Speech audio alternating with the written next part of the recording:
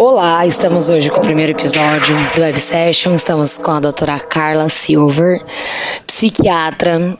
Antes de começarmos engajando na cannabis, engajando na saúde mental, precisamos saber quem é a Carla, quem foi a Carla até se definir a Carla Silver psiquiatra, ou quem é a Carla Silver, né? Olá, então, a Carla se formou em medicina, fez gastro, e aí ao longo da atuação fui tendo uma identificação muito grande com a psiquiatria, né, até por causa da minha irmã, Carlisa. E aí, há um tempo atrás, eu resolvi me especializar mesmo e migrar da gastro para a psiquiatria, né? Então, decidi fazer uma pós-graduação junto com o fellowship, que são duas especializações para eu vivenciar bem a psiquiatria. Certo. E aí daí do gastro, quando que foi que você decidiu que preciso fazer um todo? Não só a medicina, mas eu preciso pular também para a saúde mental. Eu sempre tive essa visão do paciente como um todo, né? Até os pacientes me falavam isso. Teve um pouco de demanda de paciente também para a psiquiatria. Porque no que eu encaminhava, eles falavam, poxa, mas você já sempre puxou isso em mim, por que não ficar só com você?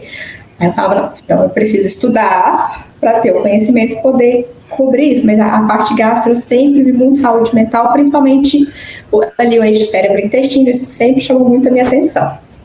Aí eu caí na real com essa demanda e decidi ir, tem menos tempo, tem menos de 2 anos. Entendi. Há 2 anos você se formou então na psiquiatria, parte da saúde mental, mas já atuava só no gastro antes disso.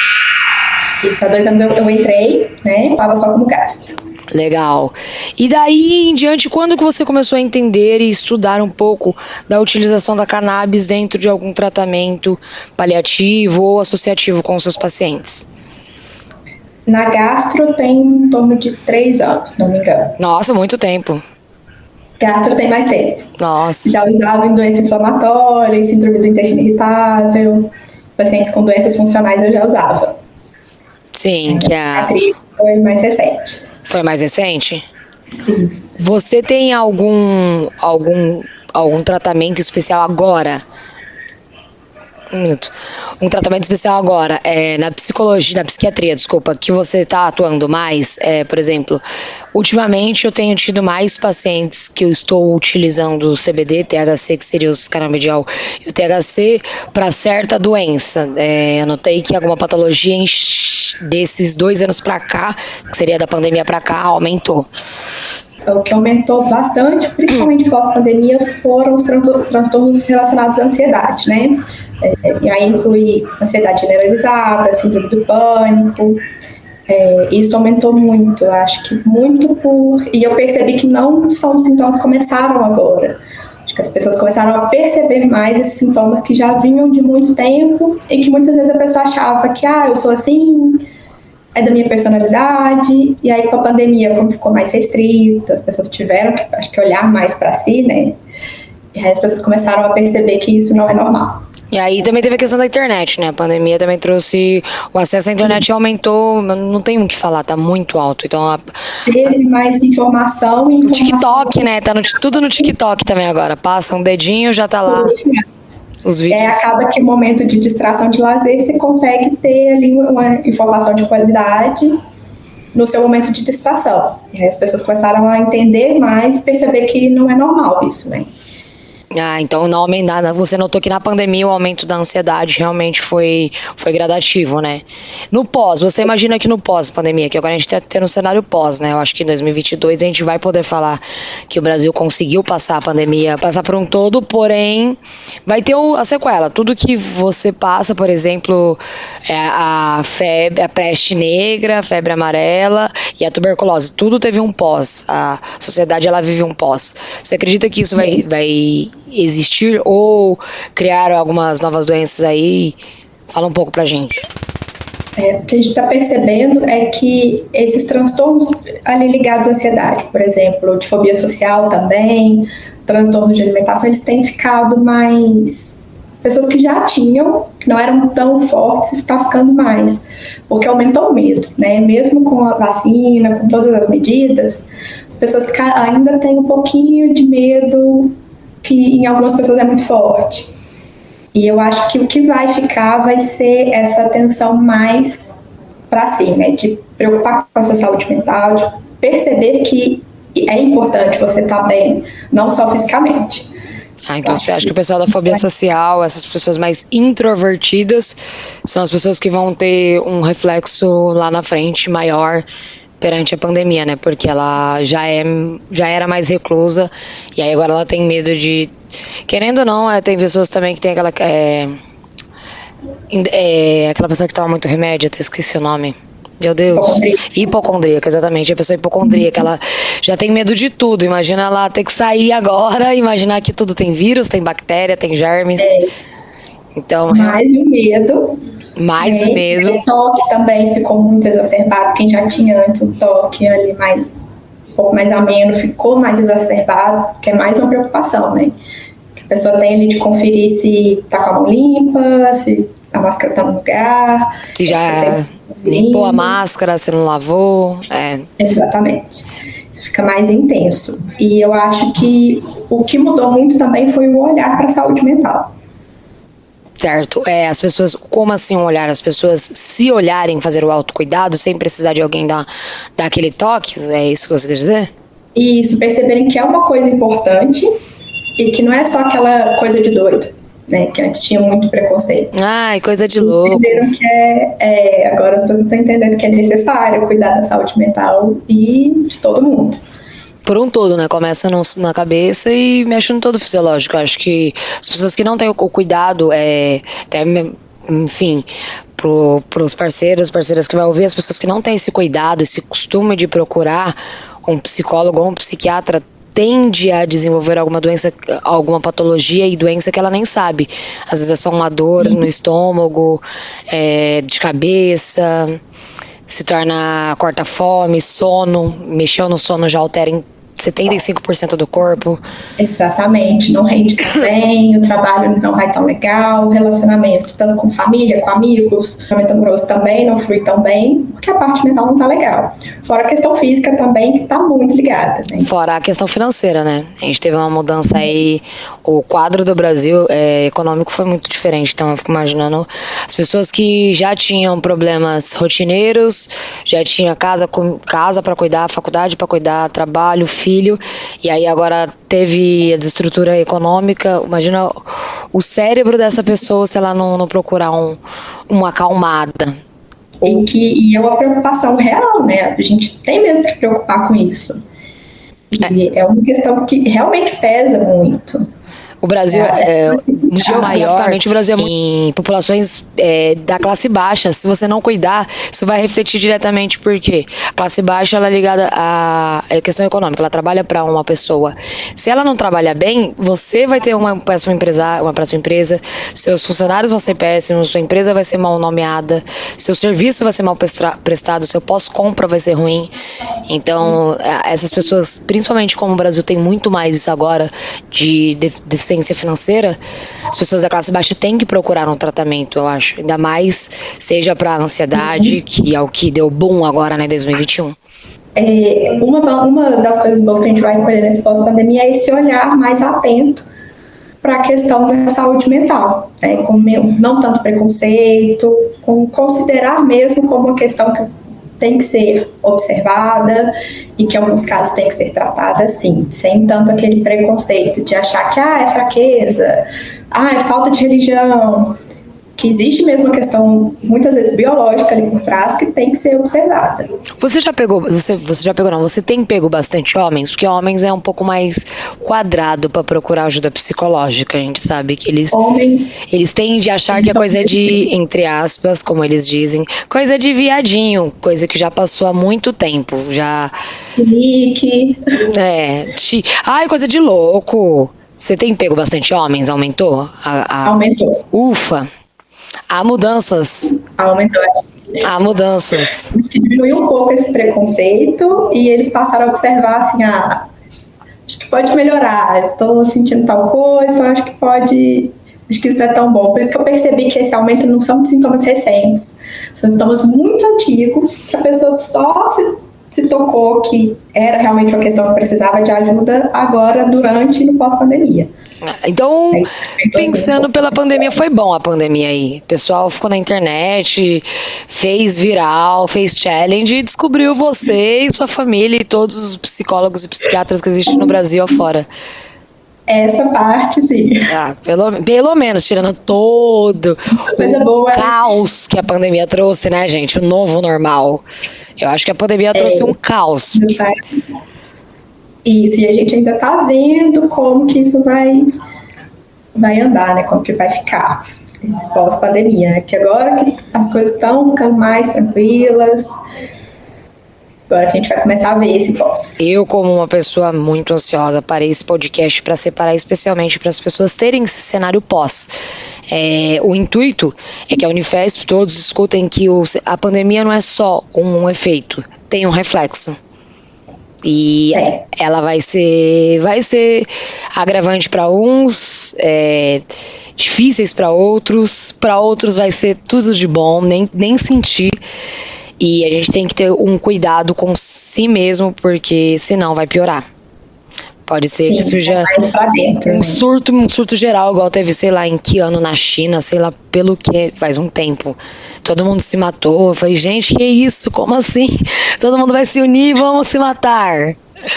Não, pelo amor de Deus, não. Que dá certo. Pra mim, isso é muito fora. Pra você, então, deve ser demais. Então, imagina se acontece, porque pode acontecer.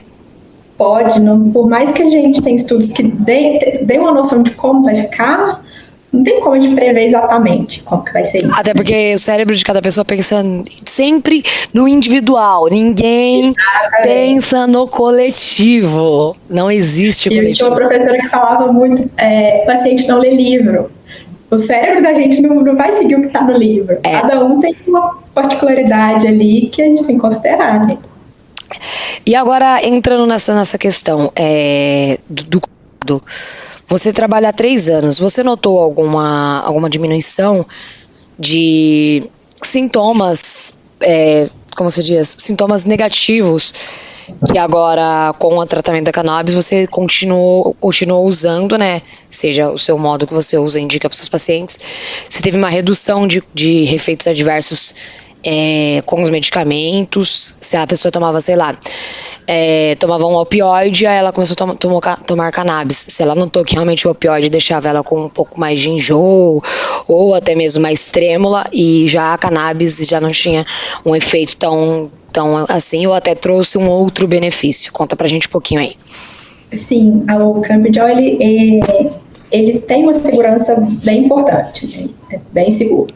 Comparando, por exemplo, com o benzodiazepínico, o benzodiazepínico afeta muito a cognição. Então, aquela pessoa que toma ele ali à noite, toma prazolão para dormir, mas que durante o dia a produtividade dela vai caindo porque a cognição vai sendo alterada. E no que a gente tira, e o cannabidiol é muito bom para a gente fazer essa mudança de medicação, a pessoa já começa a perceber que uma coisa que, por exemplo, a cognição caiu, muitas vezes a pessoa nem percebeu. Fala, é porque eu tô cansada, a idade chegando, alguma coisa assim.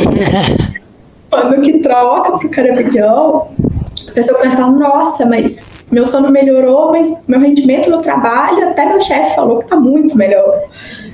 É a questão da regulação do sono também, né? Lateral que a pessoa muitas vezes não percebeu, né? Que o benzodiazepínico faz essa alteração de cognição.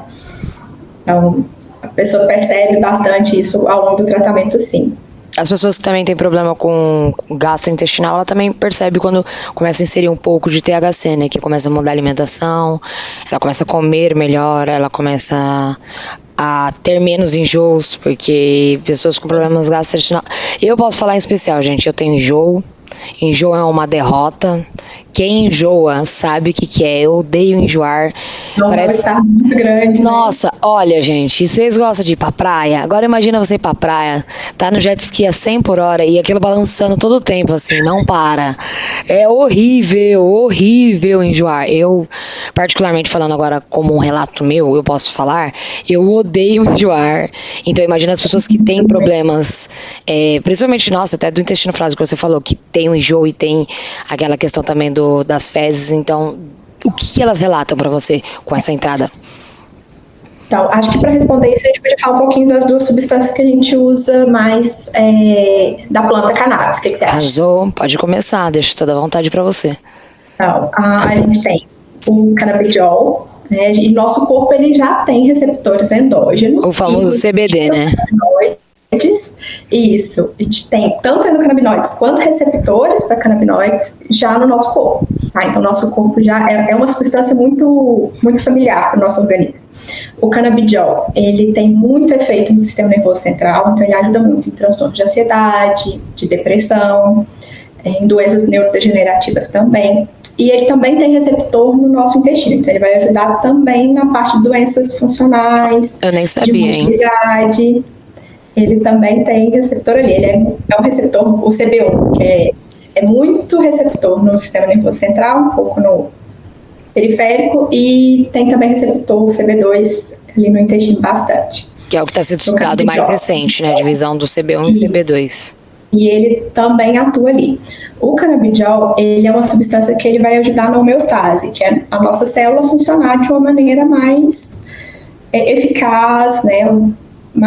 Melhor, digamos. Na melhor função que ela puder. Isso, sua melhor função, um equilíbrio melhor. Então ele vai fazer isso, e ele faz o caminho contrário de outros neurotransmissores, né? O neurônio 1 manda o estímulo para o neurônio 2 através de neuroreceptores. Nossa. Neurotransmissores e neuroreceptores. A palavra travou. Tranquilo, ainda bem que eu tô aqui conectada, hein? Eu tô aqui conectada. Todos estão aqui conectados. E o canabidiol faz o caminho inverso. Ele vai do segundo neurônio para o primeiro e ele dá o recado, por exemplo: poxa, amigo, você mandou pouca serotonina, vamos mandar um pouquinho mais. Então ele faz essa regulação. A cobrança. Isso, ele dá uma ajustada ali no que não foi tão bom. Então acaba que ele ajuda em muita coisa, né? Não trata tudo, mas ele funciona para muita coisa porque ele faz essa regulação entre as células, para ficar tudo funcionando no equilíbrio melhor. Ele ajuda em várias coisas. E ele, como ele tem esse mecanismo muito de equilíbrio, é uma substância que é muito segura da gente usar, tanto em efeitos colaterais, interação medicamentosa, mas também em questão de dependência, que muita gente fica preocupada. Olha, eu posso falar, eu tive um problema com sertralina. Eu sou essa pessoa que teve problema com medicamento, eu viciei e eu tive efeito colateral. De verdade, eu não imaginava que a minha crise poderia piorar com o remédio que me controlava. E foi uma crise muito pior. E quando o psiquiatra me pegou, porque eu fui direto pro pronto-socorro, ele falou: isso é uma dependência, você toma quanto tempo com sertralina? Eu falei: nossa, mas eu nem pensava que era o sertralina. Tá sim. E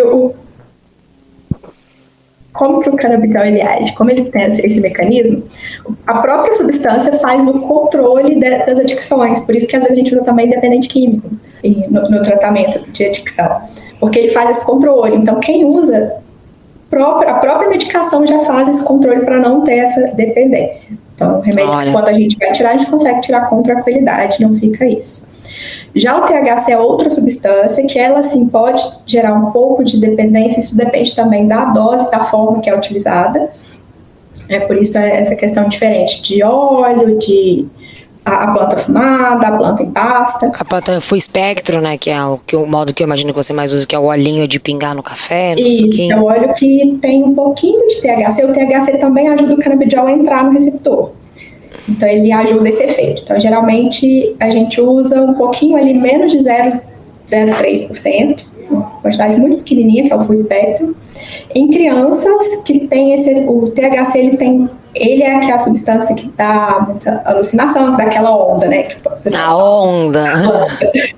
E ele tem muita ação no que você falou mesmo, em enjoo, ele é excelente para enjoo, ele é muito bom para dor.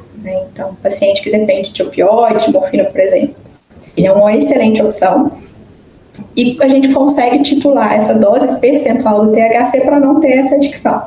E a gente evita usar em crianças, pessoas muito jovens, porque ele, principalmente em dose mais alta, na fase ali do neurodesenvolvimento, né, que o neurônio está se formando, ele pode fazer um pouco de lesão. Então, em criança, a gente tende a usar 100. Em alguns casos, tem algumas indicações muito específicas de usar com THC numa quantidade pequena, mas a maioria a gente usa sem THC. Já em adulto, a gente consegue só o CBD. Em adulto a gente já pode usar um pouquinho de THC, às vezes uma dose até mais alta, por exemplo, em Parkinson. A gente coloca uma dose mais alta porque ele ajuda muito nos sintomas neurológicos mais periféricos, né, de tremor. Fibromialgia também você usa bastante? De disfagia, fibromialgia também, porque ele é muito analgésico, então a gente tem uma segurança maior para usar em pacientes com um pouco mais de idade. Ali. Na fase adulta também é melhor? Na fase de formar o neurônio. Na fase adulta? Na fase adulta também. E na fase adulta eu até prefiro colocar esse percentual pequenininho, que é o full spectrum, porque ele vai ajudar o canabidiol a agir melhor, né? A entrada ali na célula, ele ajuda. Então a gente consegue um efeito muito bom com a dose mais baixa. A gente não precisa de uma dose tão alta. Ah, então um pouquinho... Isso ajuda muito até no valor financeiro do tratamento. É, então, imagina, uma pessoa chega e fala, eu quero começar o tratamento, aí já imagina que vai ter a onda, já quer 200 mg e 30 gotas por dia, acha que é de pirona. Não é assim, é do menor, não. E a gente vai equilibrando ao seu peso, altura, não é mais ou menos isso? Isso, e uma vantagem muito grande dessas medicações é que eles têm um intervalo terapêutico muito grande, a gente consegue individualizar. Por exemplo, tem algumas medicações que a gente tem formulações, por exemplo, de 100 e 300 miligramas. Aí você tem que achar uma dose para o paciente ou 100 ou 300. Tem como estipular. Já essa medicação, principalmente quando a gente faz o óleo em gotas, tem também como fazer em cápsula, em creme, cosmético, tem várias formas de usar. Olha, que você já tá dando um spoiler, eu vou fazer um creme. Tem cosmético também, até na dermatologia estão usando canabidiol. Muito. E o óleo a gente consegue ter uma titulação grande, a gente pode ir de 25 se não me engano, a dose máxima 300 miligramas, mais ou menos, ali por quilo. Então, é um intervalo muito grande, a gente consegue titular com gota, né? Tem paciente que fica muito bem com uma gota, tem paciente que precisa de 10, e a gente consegue achar ali mais exata a dose certa para o paciente. A gente não fica restrito a 2, 3 opções. Até a miligramagem é muito maior, né? Do que se for colocar em 1 miligrama, muitas gotas. Em 1 miligrama tem muitas gotas. Eu lembro que a gente estudava muito isso. Quantas gotas tem 1 mg? Se eu não me engano, é de 30 a 60 gotas. E isso em gotas... Pro canabidiol é um pouco diferente, porque ele é óleo e ele sofre muita interferência, principalmente ali de temperatura, de altitude, ele pode ficar também maior ou menor, então a conta da gota do canabidiol é um pouco diferente. Conta um pouquinho pra gente como funciona. Então, ele depende muito de temperatura. Muitas vezes, a não ser paciente que eu preciso de 1, 2 gotinhas, eu coloco em ml. Porque aí eu consigo ter a miligramagem mais certinha do que em gota, porque no que você aperta, a gota pode ficar ou mais, dependendo dessas questões, ou menorzinho ou maior, pode ser uma gotona ou uma gotinha. Eu gosto muito de usar, de calcular a dose em ml. Que aí coloca naquele potinho transparente de xarope. Eles já vêm com... O próprio conta-gotas geralmente já vem com a marcação de ml. Olha, que tudo. A tecnologia está avançada. Pra gente já começar. Aí começo ali com ml, dependendo, eu titulo em questão de gota, dependendo do paciente. É uma medicação que a gente consegue muito fazer essa individualização do tratamento de uma maneira mais fina. E a planta? O que a gente usa isoladamente da planta que dá essa sensação de leveza, de calma, de relaxamento, sedativo? O que traz isso da planta isoladamente? Usar a planta inteira. Sim, sem esse processo a planta inteira. Tirar cada medicação. Então, isso depende muito da genética da planta que você plantou, depende das condições de terreno, de solo. Tem várias questões que alteram até o percentual de cada substância que aquela planta vai produzir. É por isso que na medicina a gente usa as substâncias separadas, né? Passaram por todo o processo farmacêutico.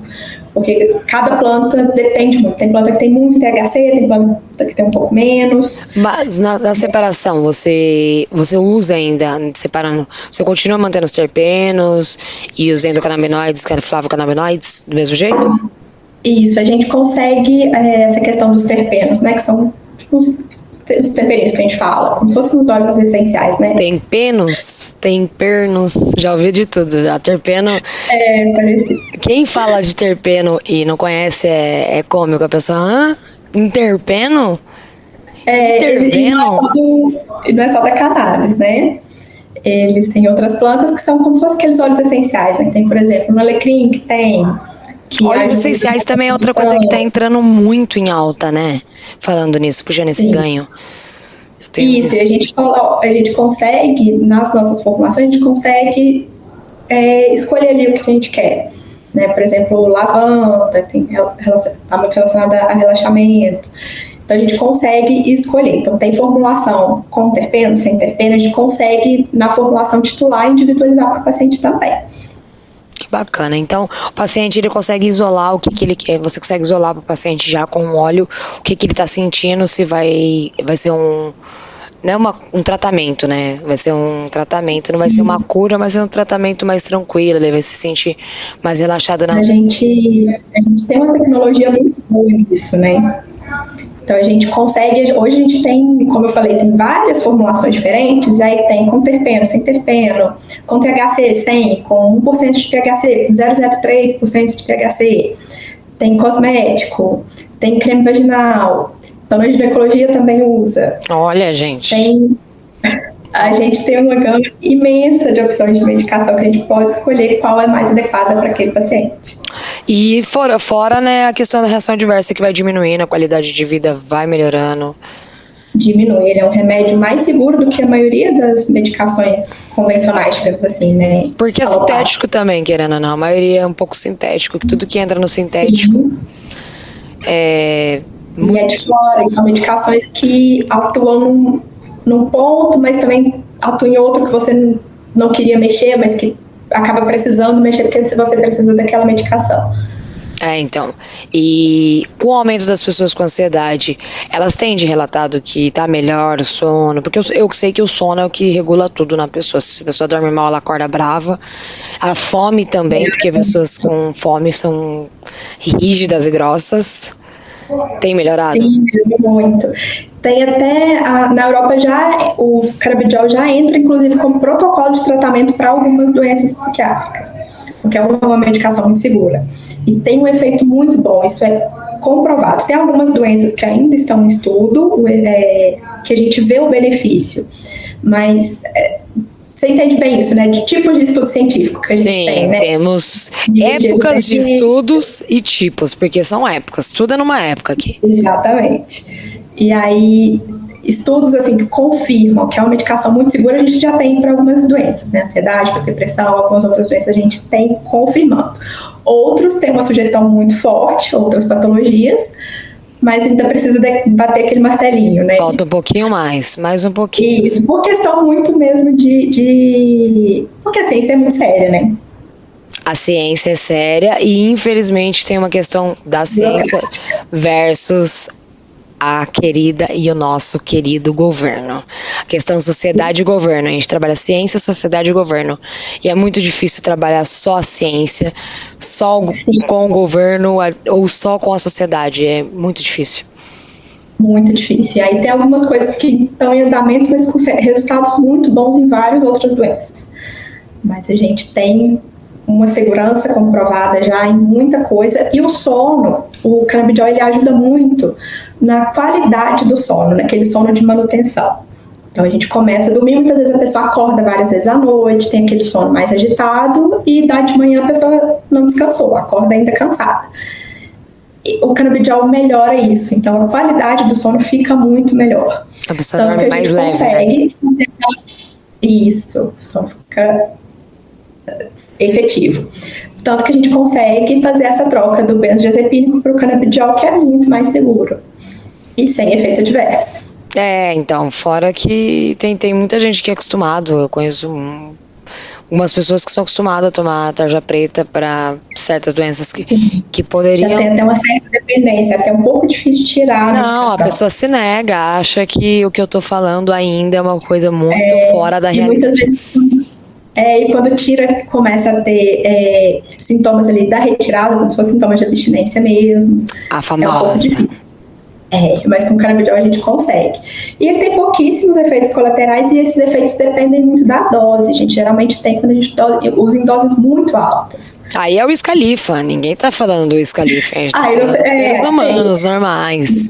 Snoop Dogg e o Scalifa, os dois são os que já usa, se você for dosar eles, não tem uma dosagem mínima, já é pra mais. Já é bem alta. Estamos falando de pessoas que estão relatando patologias, então é um pouco diferente a vivência, é muito menor. Isso, e tem algumas patologias que a gente precisa de doses muito altas. Quais? Só que os efeitos, por exemplo, o transtorno borderline, geralmente a gente usa dose mais alta. E depende também do metabolismo. Então, a gente precisa dar dose várias vezes ao dia, porque o metabolismo é muito rápido. Mais resistente também. E ele não fica guardado no nosso corpo, né? Oi? O metabolismo é um pouquinho normal. Tá me ouvindo? Deixa eu cortar essa parte. A internet tá ruim mesmo. O metabolismo é um pouquinho mais acelerado de algumas pessoas, né? Então tem que ter uma resistência. Sim, elimina mais rápido e é uma substância que não fica armazenada, né? Não fica guardada. Então tem algumas pessoas que a gente tem que fazer dose várias vezes ao dia, às vezes uma ou duas vezes ao dia. Então, em algumas pessoas tem um metabolismo um pouco mais resistente, a gente precisa de dose mais alta. Não só pela patologia, né? Também questões biológicas do organismo. E aí pode ter um pouco de sonolência, ficar um pouco identificado, mas em doses muito altas que a gente vê muito pouco, né?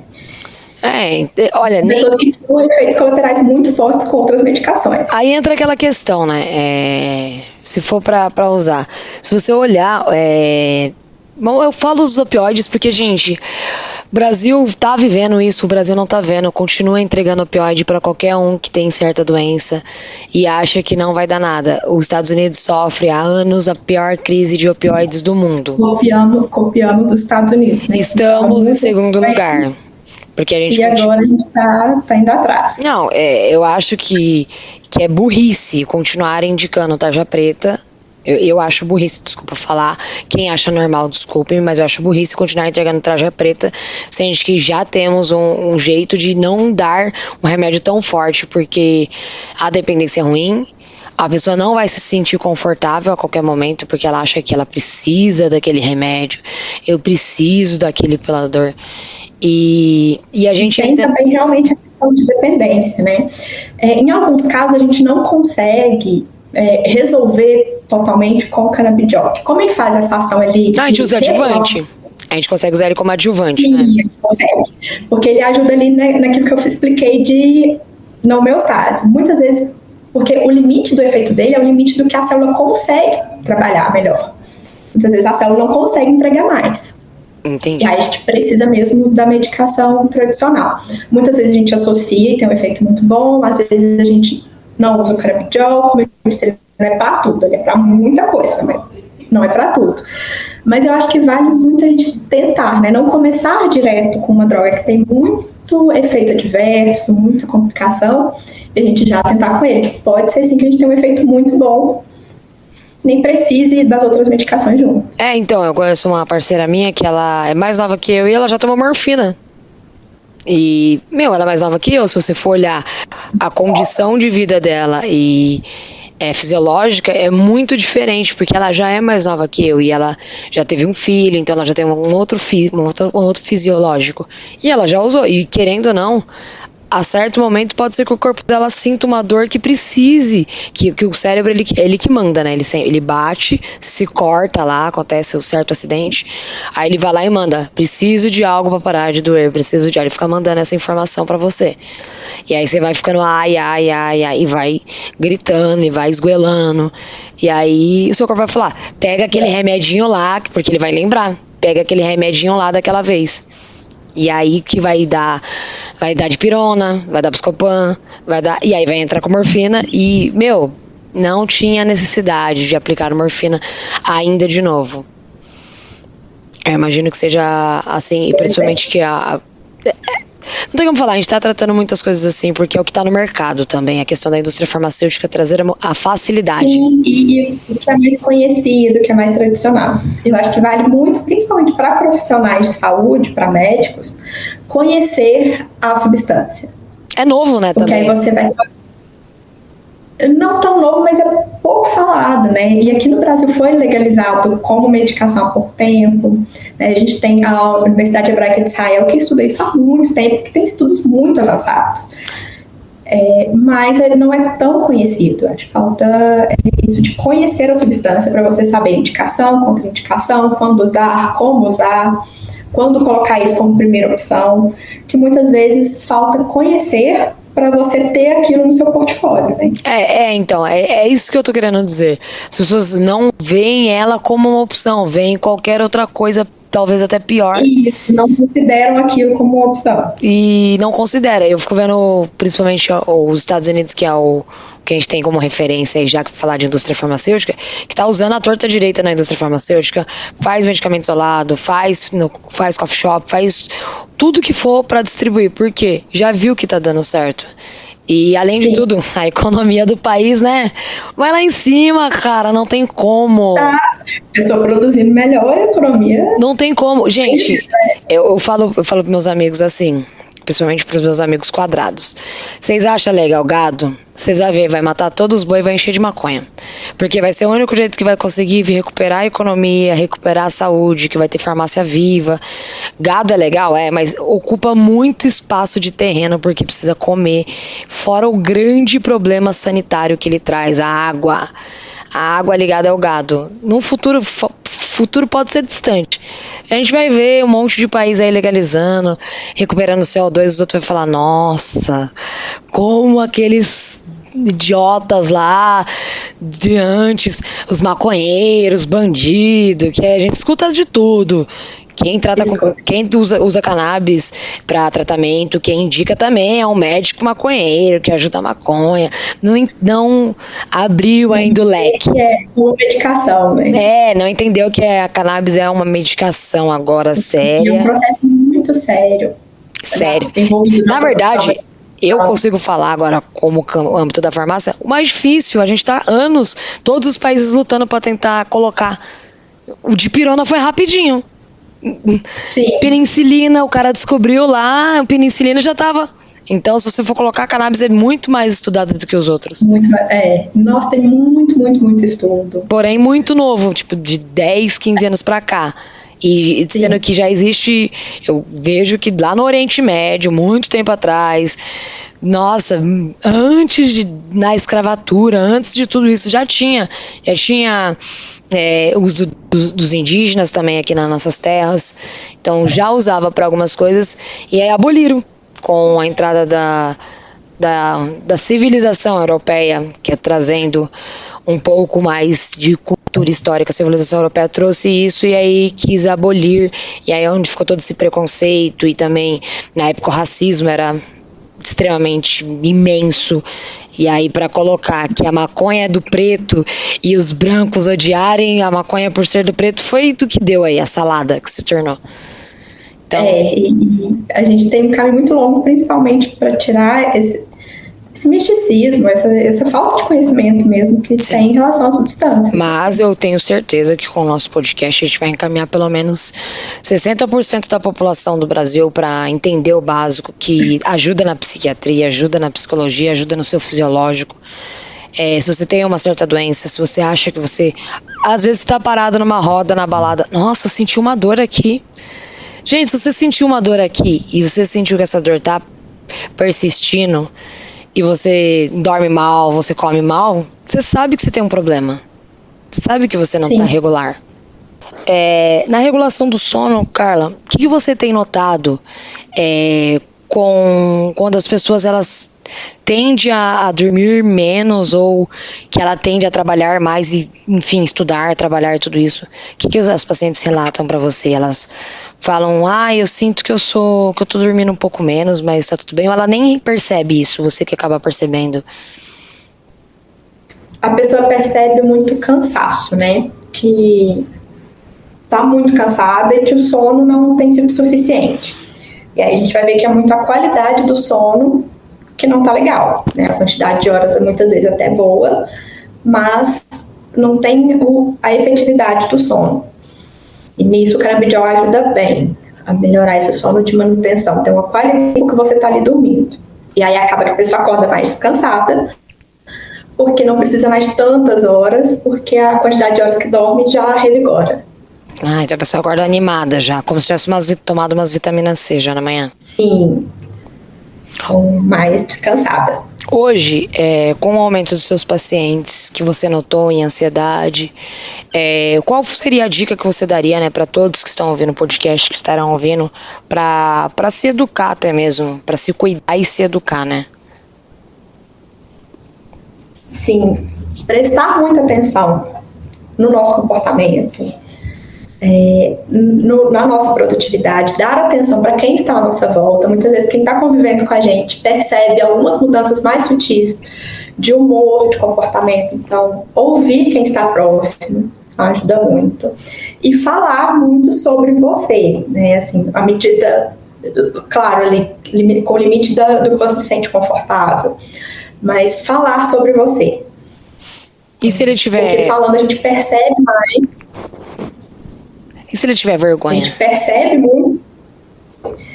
E aí você pode ir começando aos poucos. Ou com um profissional, até muitas vezes é mais fácil falar com um profissional do que com uma pessoa que te conhece, que você convive, né? Você fica com menos vergonha. Procurar ajuda. Tem ajuda também por telefone, por exemplo, com o CVV, que também podem te ajudar, e você, né, acaba não vendo a pessoa. Isso também ajuda nessa parte da vergonha.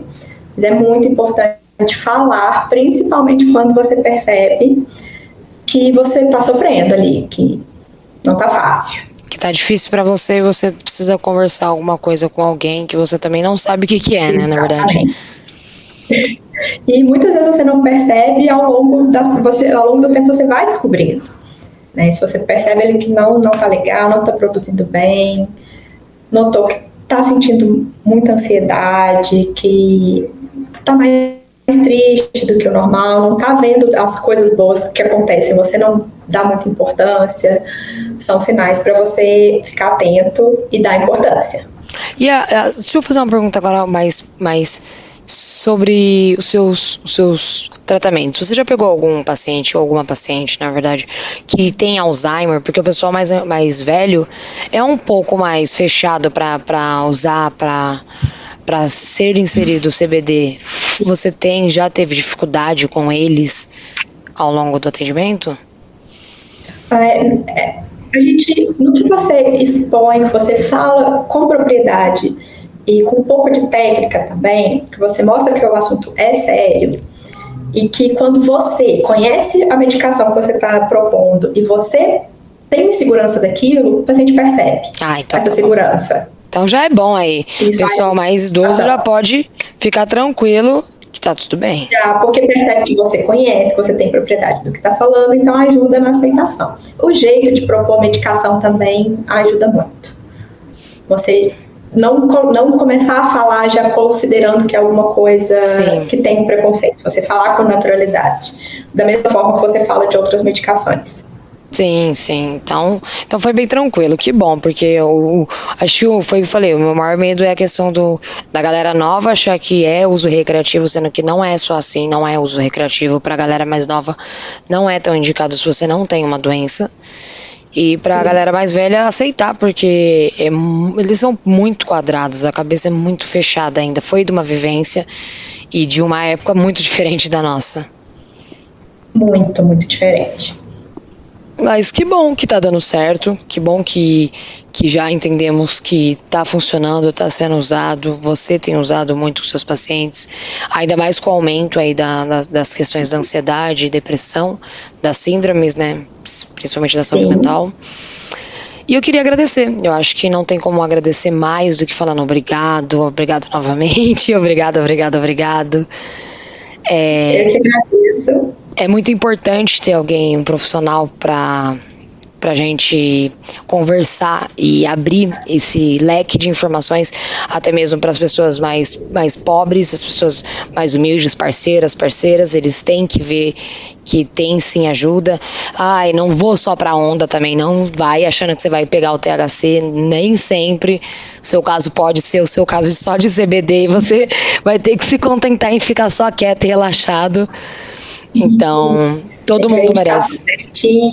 Todo mundo merece, como você tinha dito, todos merecemos uma saúde de qualidade e uma longevidade de vida. Sim, a gente precisa dessa qualidade. Carla, eu queria que você passasse sua mensagem agora como profissional que atua, que já viveu e sofreu na área da psiquiatria usando o CBD, THC, usando seus estudos, sua inteligência, porque tem que ir atrás. É questão de estudo. Sim. Falar uma frase aí, quero um impacto hoje. Vamos conhecer a substância, tirar esse preconceito e considerar como uma opção de tratamento para várias coisas. Conhecimento é o que você vai perceber benefícios, indicação. Conhecimento, nesse caso, é essencial. Então vamos abrir a cabeça e estudar, e ler artigos sérios e ver que é uma coisa séria. Não é coisa de gente alternativa, de gente maluca, não. Isso é tratamento de verdade, tem indicações e vamos estudar. O pessoal acha que vai viver o Woodstock para sempre ainda, né, gente? Já acabou. Não, vamos conhecer a substância. Só conhecer e cuidar da nossa querida planta, porque ela, você falou, ela sozinha ela é ótima, ela com outro remédio ela também tem tratamento, então vamos conhecer, é isso que você traz para nós, né? Sim, dar atenção, considerar como um tratamento como todos os outros que a gente tem. Porque é mais uma opção para a gente usar. Que ótimo. Então, queria agradecer porque... Muito obrigado novamente, porque não tem como agradecer mais do que um profissional que já trabalha, que está dando uma informação para pessoas que precisam, talvez. Pode ser uma pessoa que esteja ouvindo agora e esteja passando por X problemas e ela tenha visto no TikTok que ela tem um problema, ela não quer procurar. E aí, a partir de agora, ela toma encorajamento para procurar um tratamento ou um profissional. Sim, entenda que não é frescura, não é fraqueza, a gente precisa mesmo de ajuda em algumas questões. Sinal de fraqueza é você não procurar ajuda, já me falaram isso. Exatamente, você não admitir que não tá legal. Já me falaram isso. Mas muito obrigado, eu agradeço por tudo. Eu que agradeço o convite. Obrigada também. Tchau, tchau. Tchauzinho.